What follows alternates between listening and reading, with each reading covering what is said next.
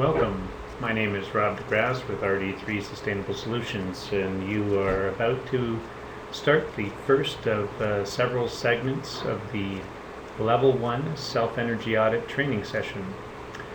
This first segment is actually on the property information, auditor information, and central systems.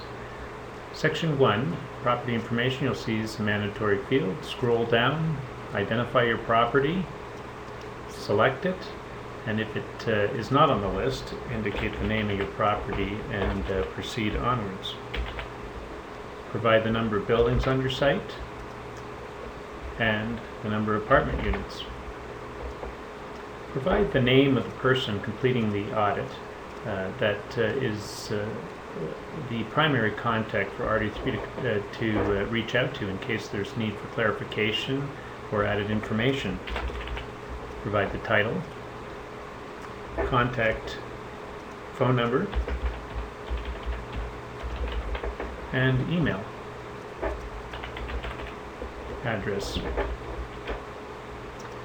First section related to the answers is section 3, mechanical systems, domestic hot water.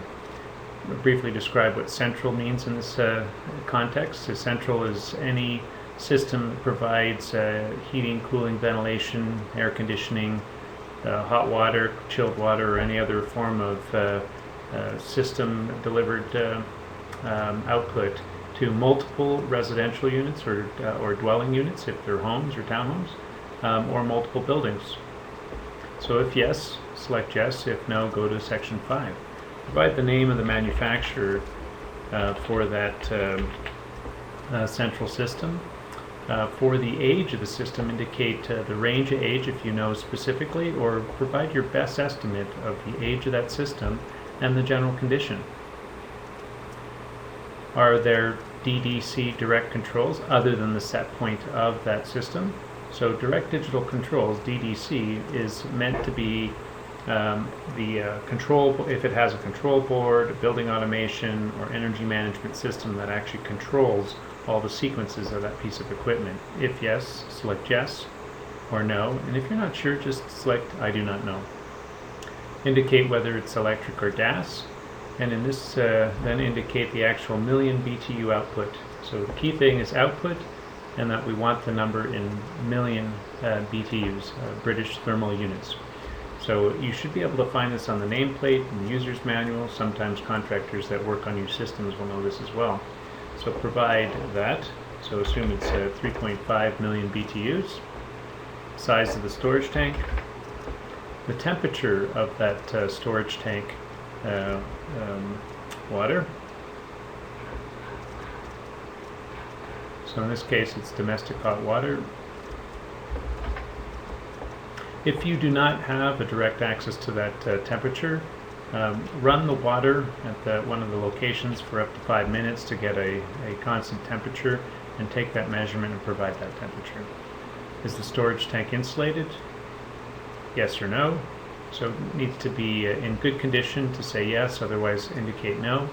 Is the piping insulated? So this would be all the piping and in good condition. If there's an opportunity to actually insulate piping, select no, just so we know that there's an opportunity to finish off the insulation or correct badly damaged insulation. Next one is central heating. Does you provide central heating? Remember what we said about central? Say yes, and if no, go to question 10. But in yes, provide the name, the estimated age, and the general condition. Whether it has DDC, direct digital control systems, other than the set point itself, and whether it's electric or gas. If you put gas or oil, then just indicate whether the system is oil or gas in the next question. Provide the million BTU output for that system. Indicate whether the piping's insulated, and whether there are storage tanks. If yes, you go to 7. If no, go to 8. And if you're not sure, just go to 8 as well.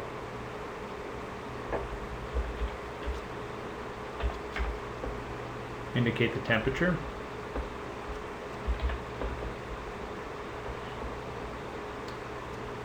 and indicate whether the storage tanks are insulated. Next section is to determine whether the heating system is actually steam-based. Indicate yes or no. Go to section 10 if it's no.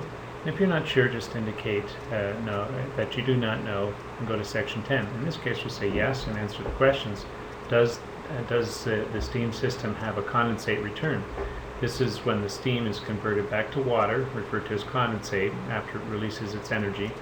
And does that return back to the boiler in a loop, a piping system returns as warm water to be reused? If you do, answer yes. If not, answer no. If it's no, it usually means that the condensate's going down the drain. If you're not sure, just indicate I do not know. Is this central cooling system chilled water? Indicate yes or no. If you answer no, go to section 13, indicate the manufacturer's name, the relative or range of age. Best guesstimate is always acceptable if you're not 100% sure. The general condition, and whether it has direct digital controls. Then you put the output cooling tonnage. You indicate on question 6 here whether there are cooling towers that are part of the system. Cooling towers where the refrigerant lines come through a grilled, the refrigerant runs back and forth through a grill, and there's water that's blown up against it with fans to actually cool the refrigerant before it returns back into the loop. That's a cooling tower in essence. It just lowers the temperature of the refrigerant running through. So indicate yes if you have them, and no if you do not. Are there storage tanks? If no, go to section 13. So if you have storage tanks, indicate the actual size and the actual temperature that those storage tanks are at. Are the storage tanks insulated? Yes or no? And then that completes the central system, and the next section is an apartment unit HVAC. So look forward to seeing you at the next session.